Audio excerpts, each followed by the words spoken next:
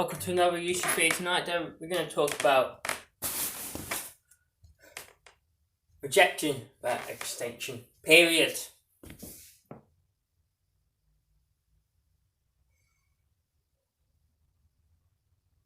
The final formal deadline for agreeing an extension to the UK transition period looming, the Crown intensifies for the hour of the Johnson government to back them down on a commitment not to remain bound to the EU beyond the end of 2020. But Mark Bove has again insisted, stepping down a request from all three First Ministers. This government is not going to budge. Regardless, the delay makes sense. Certainly, negotiating a complex and positive agreement is hugely demanding exercise, and a lack of progress into the successive round of discussion is worrying. Certainly, too, try to resolve matters in the middle of the worst pandemic for a century is far from ideal, and the vector of no deal is again hovering. However, there is another way of looking at all this. And ultimately, a resolution of the main sticking point requires political decisions about concessions. The choices there is implement will make no difference 1 or 2 years down the line, whether it's the fisheries, approach to single market norms. The government or any other often block dodgers. A settlement can only reach if the negotiators are prepared to disappoint some interests.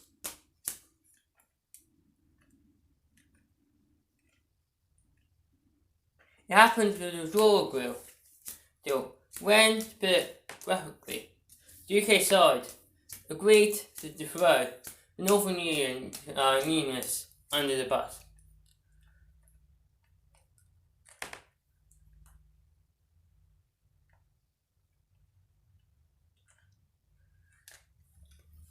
Some consider fisheries assessed in detail in a recent report.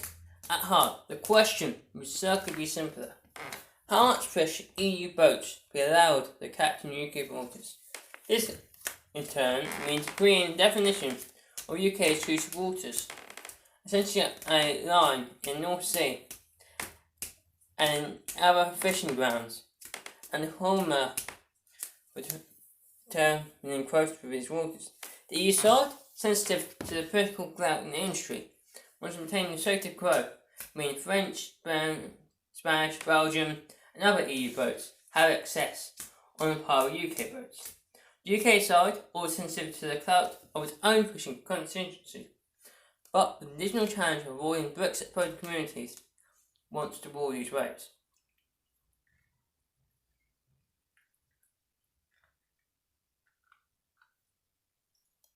Put bluntly, it's either belong to Mayor, St. Quiet and Cornwall, Hall and Porthead. All or above have their inspiration dashed. You would not be the politician who has to face the consequence of any decision, but decision there has to be.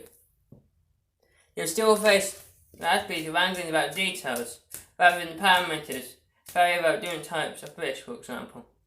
Some quid pro quo about terms of access of the UK fishing industry to EU markets will also be part of the agreement.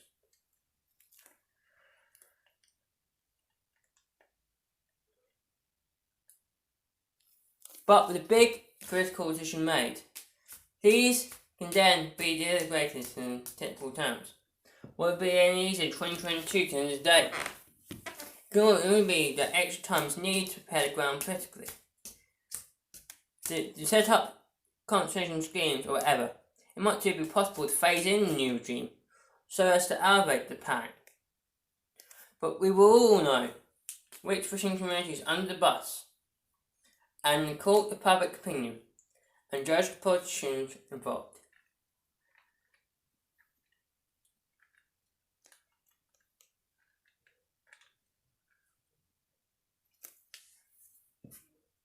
Similarly, for one of the most continuous governance problems, either the European Court of Justice is accepted as ultimate power by the UK, or some other judicial agency has to reveal this role.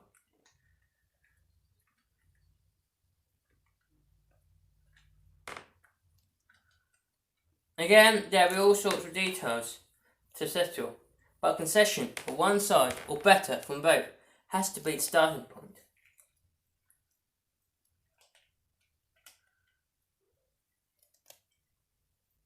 None above is in the dangers of failure to request an extension. Indeed, in allowing to no deal damaging both sides about much more to the UK. Import released this week, and Murray also highlights the importance of time for economic agents to repair. But the report concludes that what is now needed is political impulse to change things. Instructive, as Tim Phil has demonstrated, that neither the Labour Party nor the unions see any political advantage in excessively evaluating an extension. This may, as Tim hints, be because they're happy to see Johnson step up.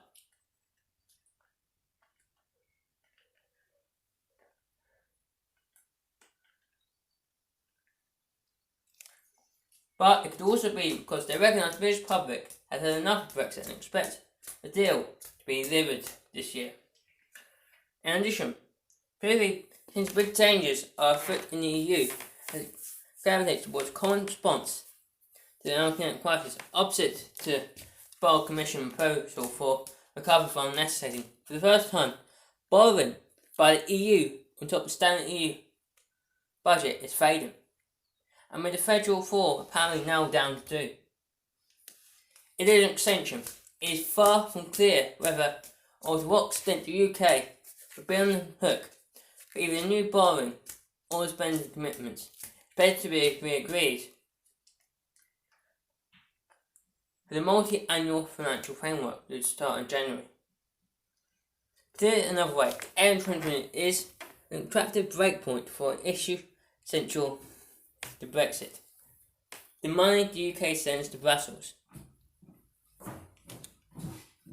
Although he seems with difficulty, the relevant estimate of how many £1 million per week can be saved, Boris Johnson has been consistent in hiring expats within the EU. Just imagine the Daily Mail headlines if payments not only had to continue, but fresh liabilities were incurred. The political beasts are due to come involved later this month in the store negotiations, and not full time, with so much else on their minds in dealing with the pandemic. Now will be the era time to deal with the biggest challenges to work out of what has to be thrown under the buses, and narrow down in compromises.